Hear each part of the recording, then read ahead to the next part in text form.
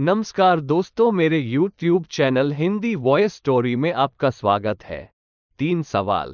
अकबर बीरबल की कहानी। महाराजा अकबर बीरबल की हाजिर जवाबी के बड़े कायल थे। उनकी इस बात से दरबार के अन्य मंत्री मन ही मन बहुत जलते थे। उनमें से एक मंत्री, जो महामंत्री का पद पाने का लोभी था, ने मन ही मन एक योजना बनाई। उसे मालूम था कि जब तक बीरबल दरबार में मुख्य सलाहकार के रूप में है, उसकी यह इच्छा कभी पूरी नहीं हो सकती। एक दिन दरबार में अकबर ने बीरबल की हाजिर जवाबी की बहुत प्रशंसा की। ये सब सुनकर उस मंत्री को बहुत गुस्सा आया। उसने महाराज से कहा कि यदि बीरबल मेरे 3 सवालों का उत्तर सही सही दे देता है तो मैं उसकी बुद्धिमत्ता को स्वीकार कर लूंगा, और यदि नहीं तो इससे यह सिद्ध होता है कि वह महाराज का चापलूस है। अकबर को मालूम था कि बीरबल उसके सवालों का जवाब जरूर दे देगा, इसलिए उन्होंने उस मंत्री की बात स्वीकार कर ली। उस मंत्री के 3 सवाल थे। आकाश में कितने तारे हैं?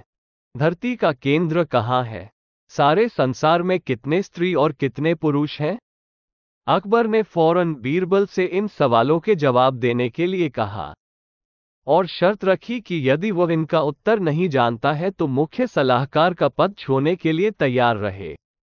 बीरबल ने कहा, तो सुनिए महाराज। पहला सवाल। बीरबल ने एक भेड़ मंगवाए और कहा, जितने बाल इस भेड़ के शरीर पर हैं, आकाश में उतने ही तारे हैं।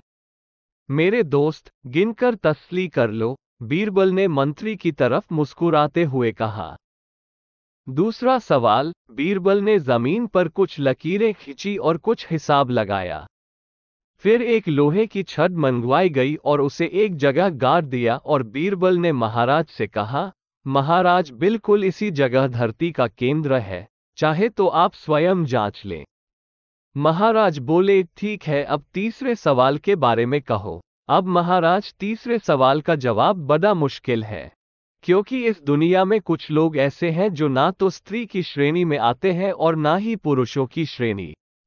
उनमें से कुछ लोग तो हमारे दरबार में भी उपस्थित हैं, जैसे कि ये मंत्री जी। महाराज, यदि आप इनको मौत के घाट उतरवा दें तो मैं स्त्री पुरुष की सही सही संख्या बता सकता हूं। अब मंत्री जी सवालों का जवाब छोड़कर थर थर कांपने लगे और महाराज से बोले, महाराज, बस मुझे मेरे सवालों का जवाब मिल गया। मैं बीरबल की बुद्धिमानी को मान गया हूं। महाराज हमेशा की तरह बीरबल की तरफ पीठ करके हंसने लगे और इसी बीच वह मंत्री दरबार से खिसक लिया।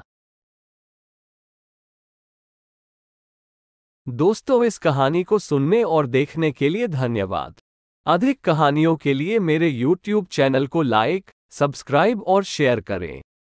Thank you friends, keep watching Hindi voice story.